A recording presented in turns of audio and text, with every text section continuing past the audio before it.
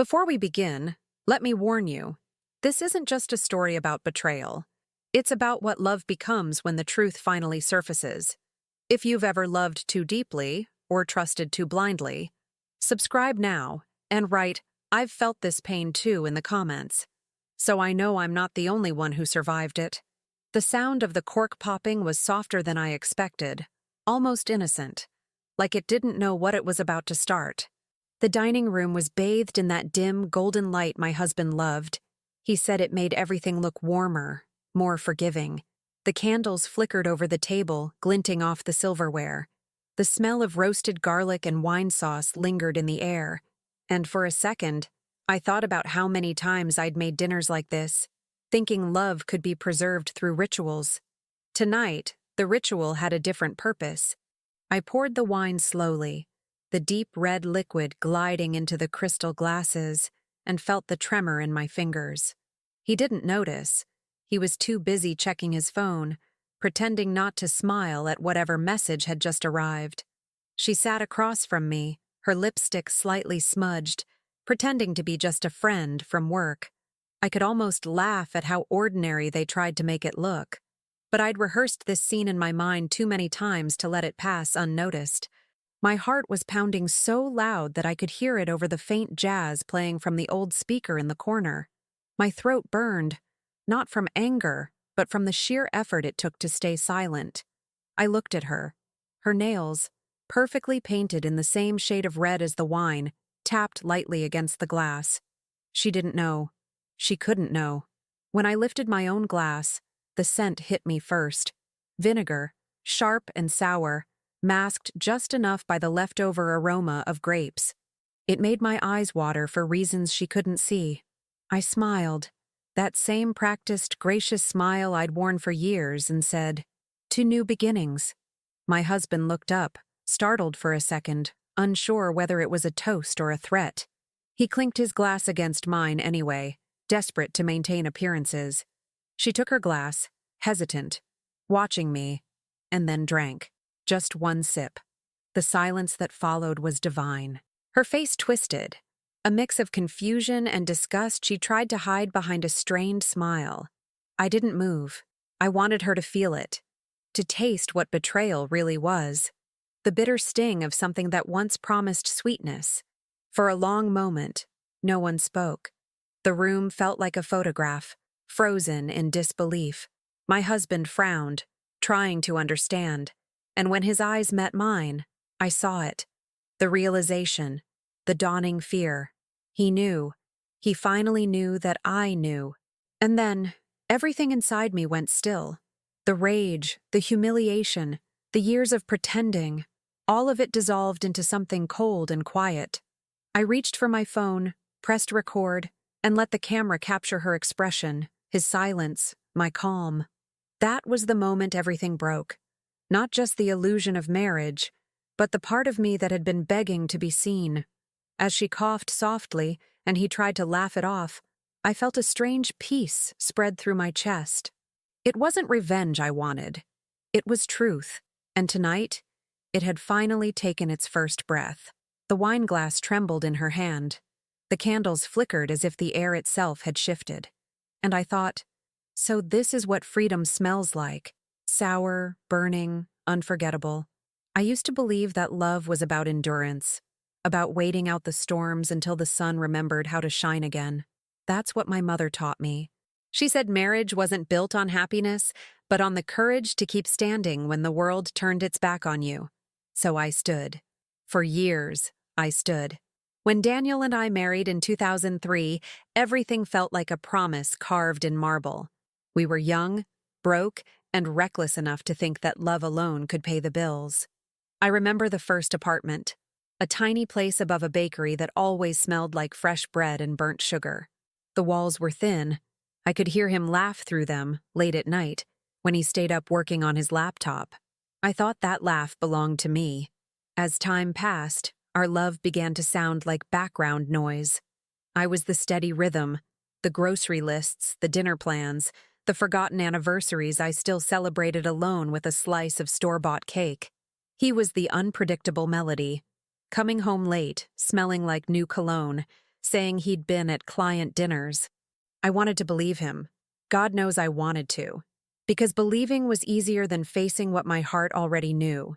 Every morning, I'd wake before him, make coffee, and stand by the window while the city came alive. Sometimes I'd catch my reflection in the glass. The same woman, same robe, same quiet exhaustion. I'd whisper to myself, maybe today will be different. But it never was. The years folded into each other like layers of the same gray sky. There were small signs, of course. A lipstick stain that wasn't mine. A receipt for a restaurant I'd never been to. A sudden change in his playlist, soft jazz replaced by sultry blues. Each one like a drop of water wearing down the stone of my patience. Still, I smiled. Still, I cooked his favorite meals. Still, I told myself that marriages go through phases, that this was just one of them. Friends would ask if I was happy. I'd laugh and say, "We're just busy." Busy. What a perfect word for dying slowly. It sounded respectable. Safe. It kept people from asking too many questions. But the truth is, I was tired. Tired of setting the table for two and eating alone. Tired of washing the perfume off his shirts and pretending it was mine. Tired of listening to my own voice making excuses for the man who'd stopped looking me in the eyes. Sometimes, at night, when he'd fall asleep beside me, I'd stare at his back and wonder who he was dreaming of. There was always a small gap between us, a space that used to be filled with laughter, whispers, and promises. Now it was filled with ghosts. I used to run my fingers over the wedding photo on our nightstand. The two of us smiling beneath the sunlight, his arm around me, his hand resting on my shoulder like an oath. I'd ask myself where that man had gone, when exactly he had vanished. Maybe he'd never existed at all. Maybe I had invented him out of hope. And still, I stayed. Because walking away felt like admitting defeat. And I had already sacrificed too much to be called a failure. I thought I could save us if I just loved harder. If I just forgave faster. But love without respect is just slow self-destruction. And I was the one holding the match. The years blurred into a routine. Anniversaries without gifts. Apologies without meaning, and laughter that sounded like echoes of something we'd already lost. I told myself it was normal, that everyone fakes it sometimes, that this was marriage. But deep down, I knew. Pretending had become my profession, and every smile, every kiss, every morning coffee was just another performance in a play that should have ended long ago, until the day I found the text message. The one that turned all those quiet doubts into a scream I could no longer silence. It began like a whisper, barely audible against the noise of everyday life, a faint tremor under the surface of my carefully composed world. I remember the exact day, a Tuesday evening in March 2018. Daniel came home later than usual, his tie loosened, his smile stretched a little too wide. He said there had been a meeting that ran long. But I'd stopped believing in meetings that smelled like Chanel No. 5. He kissed me on the cheek, quick and mechanical, and disappeared into the shower before I could ask anything.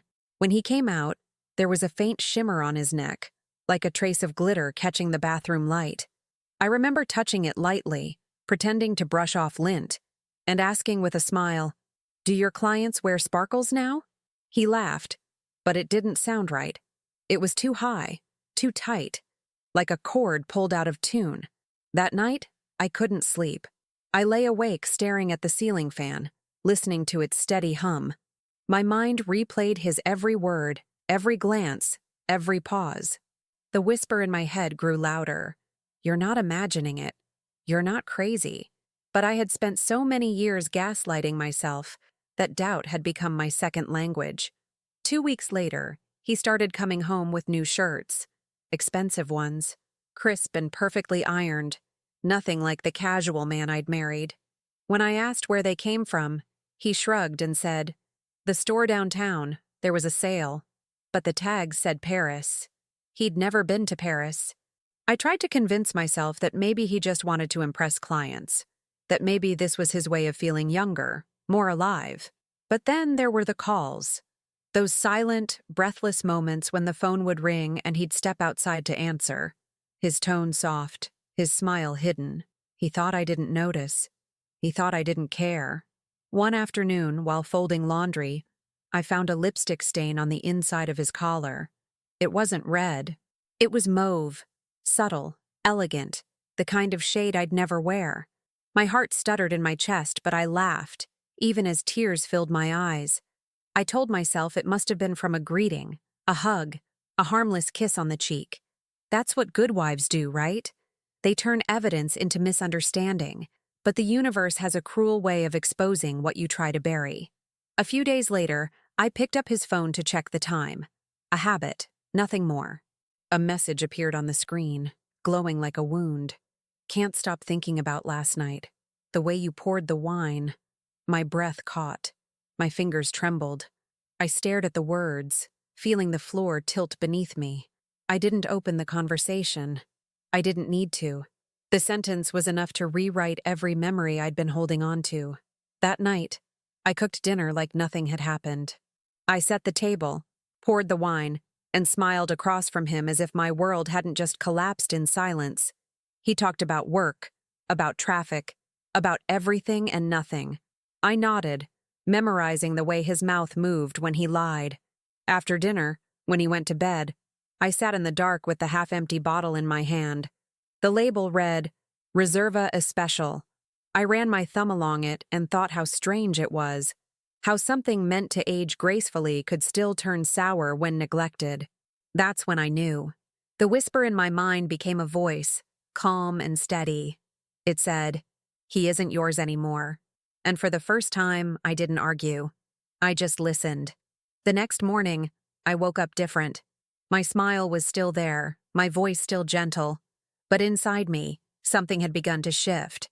Not anger yet, not revenge, just the slow, deliberate awakening of a woman who's finally done being fooled. It was the beginning of the end. And I could already feel the vinegar burning at the back of my throat, long before I ever poured it into the glass. When he lied, he didn't stumble. He didn't flinch or avoid my eyes. That was what made it terrifying. Daniel lied with the kind of calm that only comes from practice. A professional, refined, effortless deceit. His lies weren't wild inventions. They were polished stories stitched carefully with fragments of truth, designed to make me question my own memory instead of his words.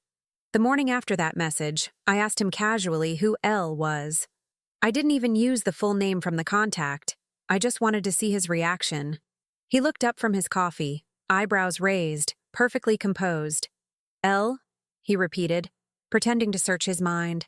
Then he smiled. That same disarming, charming smile that used to make me feel safe. Oh, Laura. From accounting. She's new. I told you about her. He hadn't. But I nodded anyway. I wanted to believe him. The lie made sense. It was clean. It fit neatly into the script of our life. And believing it meant I didn't have to face the ugly alternative. That's how manipulation works. It doesn't scream. It soothes. It tells you that you're tired, that you're paranoid, that everything would be fine if you just trusted more. So I did. For a while. Weeks passed. The whispers in my chest softened. We even laughed again. One night he brought home flowers. Lilies, my favorite. He handed them to me with a grin and said, "Just because." The timing was suspicious, but I inhaled their scent anyway, pretending the sweetness wasn't laced with guilt. He poured us wine. We talked about our plans for summer, and for a moment I almost convinced myself that I'd imagined everything. That was the magic of his lies. They came wrapped in tenderness.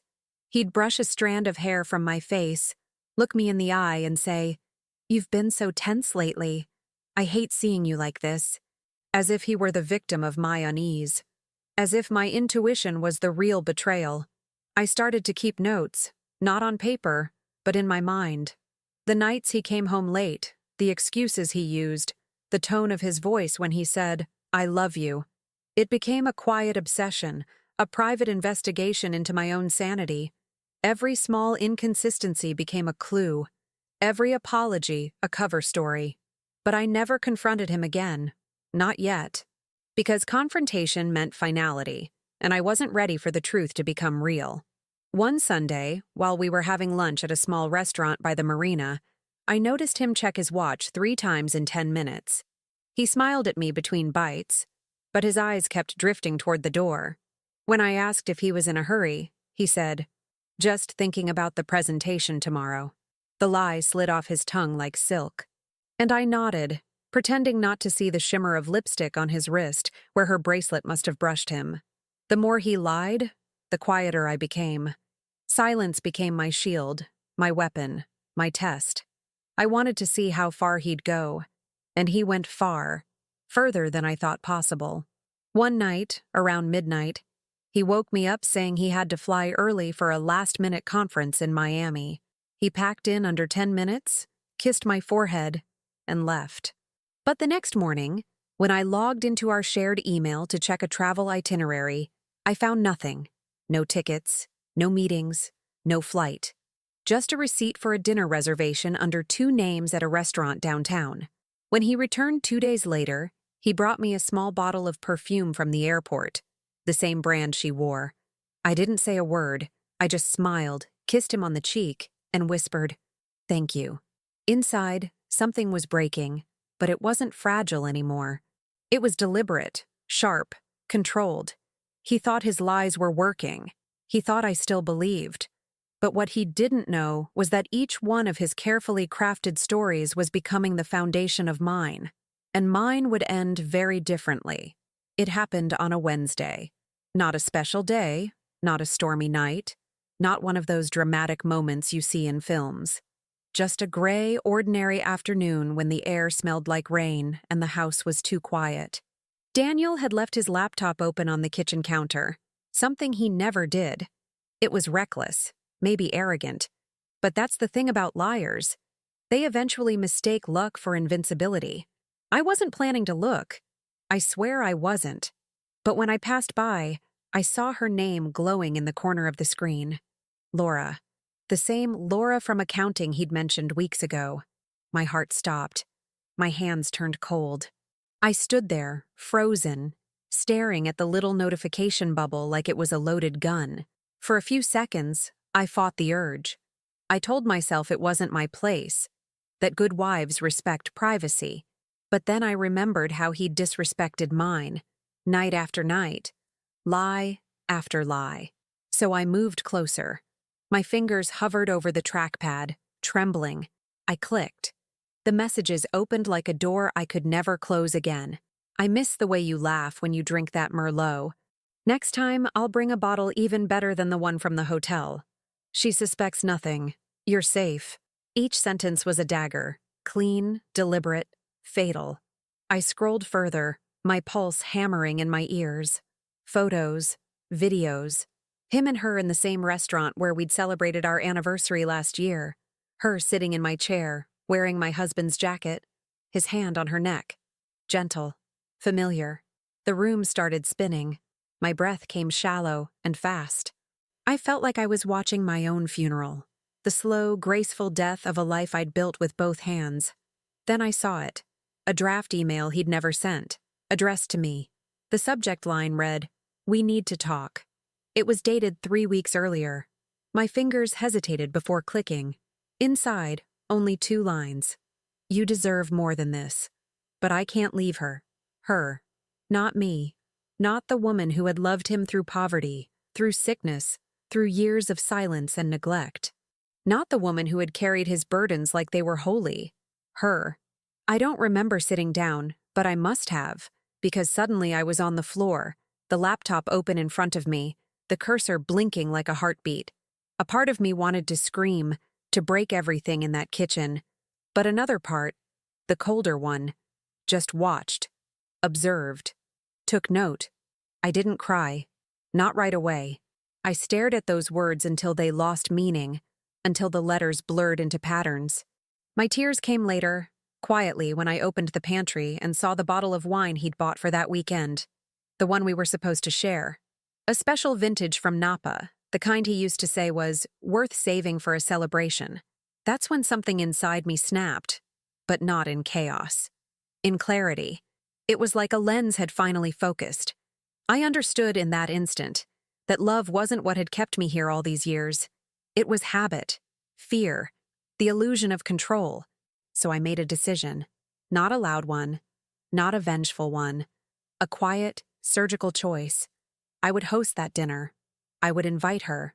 I would watch them both drown in the sweetness they had corrupted. And I would let truth, not rage, finish what they had started. That night, I deleted nothing. I didn't confront him. I acted as if nothing had happened. I cooked dinner, laughed at his stories, kissed him goodnight. But every move I made from that day forward was deliberate. The next morning, I went to the store and bought 2 bottles of the same wine. I kept one in the kitchen, and the other, the one she would drink, I emptied slowly, carefully, replacing every drop with vinegar. I sealed it again, wiped the label clean, and placed it beside the good one. It wasn't poison. It was truth, distilled and fermented. And soon, she'd taste it. Revenge didn't come to me in a fit of rage. It arrived quietly, with the precision of someone who has spent years learning to stay calm while being torn apart. I didn't want blood. I didn't want chaos. I wanted clarity. I wanted him to see himself through my eyes, even if just for one night. It took 3 days to build the illusion. 3 days of rehearsing smiles, planning menus, pretending to be the devoted wife I had once been. I told Daniel I wanted to host a small dinner. Something intimate, I said, to celebrate his recent promotion. He looked at me, a little surprised, but relief softened his face. Maybe he thought it meant I was forgiving, that I'd stopped suspecting. He agreed immediately. The next day, I called her. My hands didn't tremble this time. "Hi, Laura," I said, my voice warm. "Daniel told me so much about your help on the new project. You've been amazing to him. We'd love to have you over for dinner, just us 3. Nothing formal." There was a pause, a small intake of breath. Then she laughed, light and polite. "Oh, that's so sweet of you. I'd love to." When I hung up, I realized I wasn't nervous. I was composed. Every heartbeat felt measured, every thought sharp. That calm scared me more than any fury could have. The following morning, I started preparing. The tablecloth, white linen, perfectly ironed. The silverware, polished until it gleamed. I even lit the candles he'd given me for our anniversary the year before. The same ones I never used because they were too special. Tonight, everything had to look perfect. Because that's what betrayal hides behind. Perfection. I spent hours selecting the wine glasses, the good ones crystal, imported. They'd ring beautifully when toasted. I placed them side by side, identical, except for one, the one she would drink from, slightly narrower at the rim, easier to tell apart. I practiced the motion of pouring, smooth and effortless, until it looked natural. I could have been an actress. Maybe I had been one for years without realizing it. That evening, I showered and dressed carefully. Not the way I used to for him, not soft, not submissive. I wore a black dress, elegant, timeless, the kind that said I remember who I am. I looked at my reflection in the mirror and barely recognized the woman staring back. Her eyes weren't broken anymore. They were awake. When Daniel came home, he kissed my cheek and said, "You look beautiful." "Thank you," I replied, turning away before he could see the truth in my smile. Laura arrived 20 minutes later. She brought dessert. Something French, expensive, probably meant to impress. When I opened the door, her perfume hit me first. The same one from his collar. My stomach clenched, but my smile never faltered. "Welcome," I said, and gestured her inside. They both sat at the table, chatting about work while I finished setting the plates. I moved gracefully, each motion deliberate, almost ceremonial. I poured the wine. Her glass first, of course. The vinegar had aged perfectly in the bottle, the color rich, almost indistinguishable. I'd tested it myself, diluted just enough to mask the sting with the scent of oak and berries. As I filled their glasses, I could feel the tension hum beneath the small talk. She tried too hard to sound casual, and he tried too hard to pretend everything was normal. I could read it all in their glances, their synchronized guilt. It was almost artistic, how well they performed. Dinner passed in fragments. Laughter that didn't reach the eyes. Glances that lingered too long. I asked them questions, light ones. like a hostess making conversation. "So, Laura, Daniel tells me you have an excellent palate for wine." She smiled, proud and unaware. "Oh, I do love a good bottle," she said, fingers brushing the stem of her glass. I nodded, and something deep inside me whispered, "Soon." Before I sat down, I glanced at the phone discreetly propped on the counter, its camera already recording. I wanted to remember every detail, not to expose them to the world, but to remind myself that I hadn't imagined this pain, that it had been real. And as I joined them at the table, I realized I didn't hate her anymore. I didn't even hate him. What I hated was the version of myself that had waited this long to stop pretending. The plan was in motion. All that was left was the final act, a toast, a sip, and the taste of truth dressed as wine. The air that night felt heavy, as if the house itself was holding its breath. The soft hum of the refrigerator filled the silence between our forced laughter, the clink of silverware the only rhythm keeping us tethered to normalcy. From the outside, we must have looked like three people enjoying an ordinary dinner. But every smile was an act of war, every word a blade hidden behind civility. I could see everything. How his eyes darted between us, trying to gauge whether I suspected. How she laughed a fraction too loud, her fingers brushing the rim of her glass like she needed something to hold on to. I sat perfectly still, smiling, my every gesture calm and graceful. Years of pretending had made me a master of performance, and tonight was my closing act. The meal was perfect, almost cruelly so. Roasted lamb with rosemary, garlic mashed potatoes, a salad dressed in olive oil and lemon.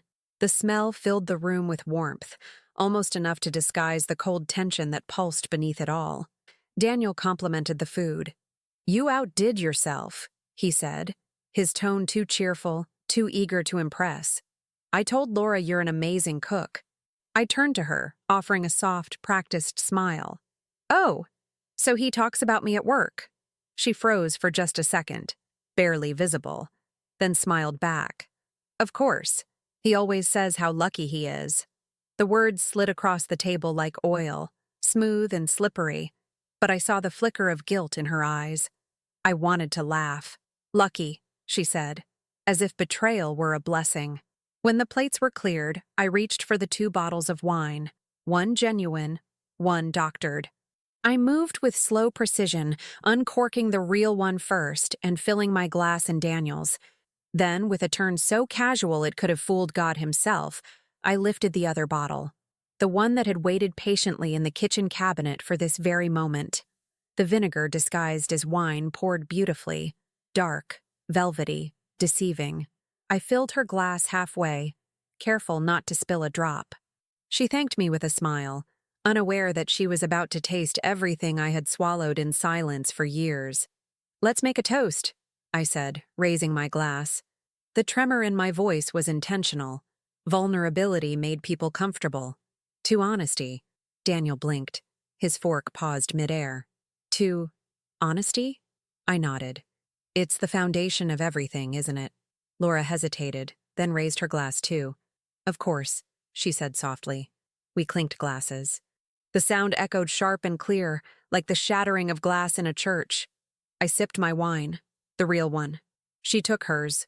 One sip, small but enough, and then came the silence. That glorious, stretching silence that I had dreamed of. Her lips pursed, her eyes flickered. The confusion came first, then the disgust she tried to hide.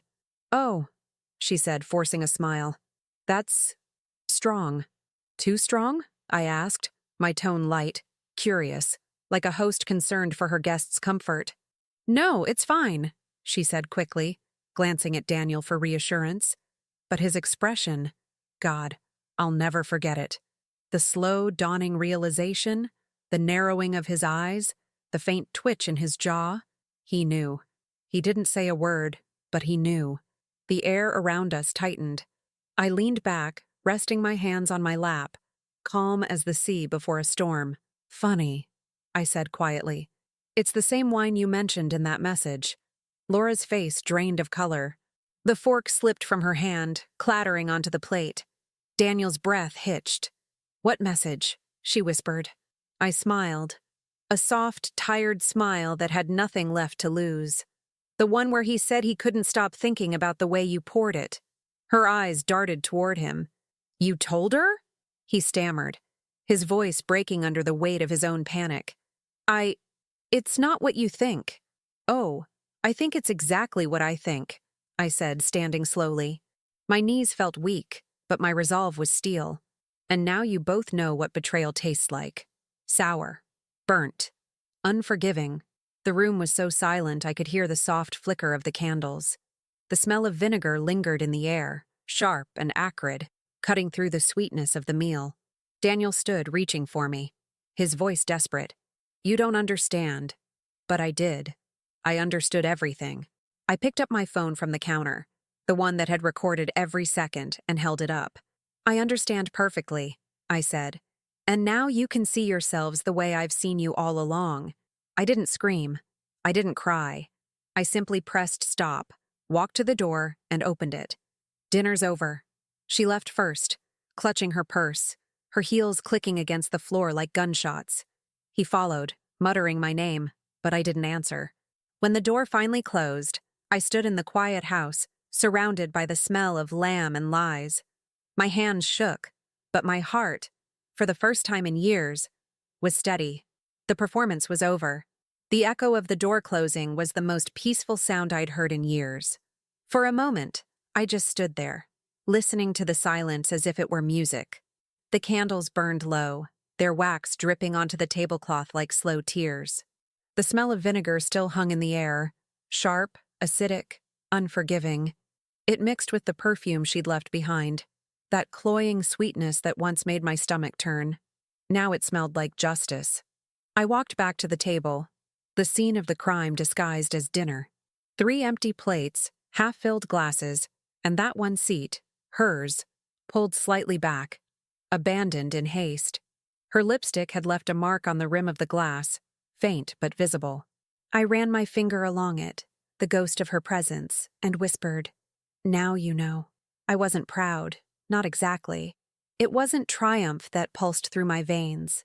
It was something quieter, darker, like calm after a storm that destroyed everything you'd built, and somehow you're still standing. I looked at Daniel's seat. His napkin was crumpled, his fork still resting beside his untouched dessert. I could almost see his face when he realized the panic, the guilt, the fear of losing control. For years, he'd held the power of secrecy, of knowing something I didn't. But tonight, that balance had shattered. The recording light on my phone blinked softly. I picked it up, replayed a few seconds, just enough to hear her voice laughing, then coughing lightly after the first sip. I watched her expression twist from charm to confusion, from confusion to unease, and that split second when realization crossed his face. That was the moment the truth finally had a face. I deleted the video, not because I wanted to protect them, but because I didn't need it anymore. The proof had served its purpose. I had seen it, felt it, lived it. The truth no longer needed witnesses. I walked to the window and opened it wide. The night air rushed in, cold and clean, cutting through the heavy scent of betrayal. The city outside went on, oblivious. Cars passing, dogs barking, people laughing. I wondered how many other women were standing at windows just like this one, pretending everything was fine while their hearts quietly fractured. My reflection in the glass caught my eye. The same face, the same woman, but not really. There was a stillness there that I'd never seen before. My eyes weren't red. My mouth wasn't trembling. I looked alive, not happy, but real. I poured the remaining vinegar-filled wine into the sink, watching it swirl down the drain in dark, bleeding spirals. The sound was oddly satisfying, like an exorcism. Then I took the real bottle, the one I'd shared with myself, the one untouched by lies, and poured a new glass. I lifted it toward my reflection. "To endings," I whispered, and to finally tasting the truth. The wine was rich and smooth, warm against my tongue, and I let it sit there for a moment, savoring it. Not because it was good, but because it was mine. No more pretending, no more sharing. As I drank, I thought about her face, The disbelief, the way she tried to hold her dignity as she stood to leave. Part of me almost pitied her. She wasn't the monster I'd once imagined. She was just another woman who believed the same lies I did, only newer, shinier, wrapped in flattery instead of vows. But pity doesn't erase damage. She'd stepped into my house, sat at my table, drank from my glass, and thought she could take my life like it was something she could own. Tonight, she learned what ownership really costs. Daniel didn't come home that night. I didn't expect him to. I imagined him driving aimlessly through the city, his mind a storm of excuses and regrets. Maybe he went to her. Maybe he didn't. It didn't matter anymore. The truth had been served, and there was no untasting it. When the clock struck midnight, I blew out the candles one by one. The last flicker disappeared, leaving the room in soft darkness. For the first time in years, I wasn't afraid of the quiet, because now silence wasn't a punishment. It was peace. He came back 2 days later, looking like he hadn't slept. His hair was messy, his eyes hollow, the confident stride replaced by something uncertain, almost human. I heard his car before I saw him, the hesitant way he parked, the long pause before the door opened. When he finally stepped inside, the house was spotless, the same as it always was. The only difference was me. "Can we talk?" he asked, his voice low, cautious, like a man walking into a confession booth. I didn't look up from the book I was pretending to read. "You can talk," I said. "Whether I listen is another story." He exhaled, sat down across from me, and for a long time said nothing. The silence stretched between us, thick as smoke. Finally, he muttered, "I'm sorry." 2 words. That's all he had after years of deception, manipulation, and cowardice. Sorry, as if it were a sponge big enough to wipe blood off a wall. I closed the book slowly and looked at him. For what exactly? For cheating? For lying? For making me think I was crazy every time I asked a question you didn't want to answer? Or for underestimating me enough to think I wouldn't find out? He rubbed his face, his hands shaking slightly. "I made mistakes, okay? But I never meant to hurt you. Things just happened." That word, happened, made me laugh. "You make it sound like a storm, like you were standing under the rain and got wet by accident." "No, Daniel. You built this weather yourself." He didn't argue. He just stared at the floor like a boy caught stealing candy. There was something pathetic about it. The man who once controlled every room now couldn't even look me in the eye. "Did you love her?" I asked finally. He hesitated, and that hesitation was my answer. "I thought I did," he said quietly. "But it wasn't real. It was just escape." Escape from what? From myself. From us. From how small I felt here. That hurt, even though I'd stopped loving him long before that night. The honesty, when it finally arrived, was like salt on a wound that had already scarred. "You felt small because you never grew," I said. "You mistook loyalty for control. You mistook silence for forgiveness." He leaned forward, his voice breaking. "Can we fix this? Please. I'll end it with her. I'll do anything." I studied him for a moment, and in that fragile, trembling face, I saw the man I once loved, the one I thought I could save. But he was gone. That version of us had been buried under years of neglect, and no apology could exhume it. "You already ended it," I said softly. "You just didn't realize it until now." He tried to reach for my hand, but I pulled it away. The gesture wasn't angry. It was final. "I stayed with you through everything," I said. "When you lost your job. When your mother died. When you wanted to quit your dreams. I stayed. But somewhere along the way you stopped choosing me. You stopped even seeing me. And when I stopped begging to be seen, you called it distance." He looked at me with tears forming, his voice barely audible. "You planned all of it, didn't you?" I met his gaze. "Every second. Because I needed you to feel what I felt. Confusion. Shame. The taste of something beautiful turned sour. Only then could I let go." He nodded slowly, defeated. "You've changed." I had to. He left that evening. No slamming doors, no screaming, just quiet steps fading down the hallway. I watched him go without a word. For a brief moment, I wondered if he'd look back. He didn't. The night after, I slept for 12 straight hours. No nightmares, no restless thoughts. Just sleep, the kind that comes when the weight finally slides off your chest. In the days that followed, I cleared the house of him piece by piece. His shirts, his books, the framed photo from our honeymoon in Lisbon. I didn't burn them. I didn't smash anything. I simply packed it all in boxes and left them by the door, like old furniture someone forgot to claim. The silence that remained wasn't empty. It was cleansing. Neighbors asked where he'd gone. I said he was traveling. They nodded, satisfied with the lie. It didn't matter. The truth was mine now, and I didn't owe it to anyone else. Sometimes, late at night, I'd pour myself a glass of wine and sit by the window again. Only this time, it wasn't to wait for headlights in the driveway.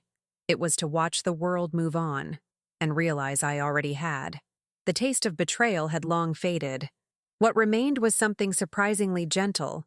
Peace, tinged with a little sadness, but peace all the same. It's strange how silence, once unbearable, can become your favorite sound. Weeks have passed since that night, and the house has learned to breathe differently. The hum of the refrigerator, the creak of the old floorboards, even the faint echo of my footsteps, they no longer remind me of absence, but of presence. My own. The first morning after Daniel left, I made coffee and drank it by the window. The same window where I used to wait for him. The same light spilled through the glass. But it touched me differently. It didn't feel cold anymore. The city outside looked alive, and for the first time in years, I noticed the world beyond my walls. The woman walking her dog, the smell of fresh bread from the bakery, the soft laughter of children heading to school. Life had kept moving, even while I was standing still. I used to define myself by that marriage, by the wife I was supposed to be, by the loyalty I gave, by the pain I tolerated. Now, I'm learning to define myself by what I've survived, by the way I rose without an audience, by the quiet dignity of not letting betrayal turn me bitter. People always say revenge is poison, but they're wrong. True revenge is clarity.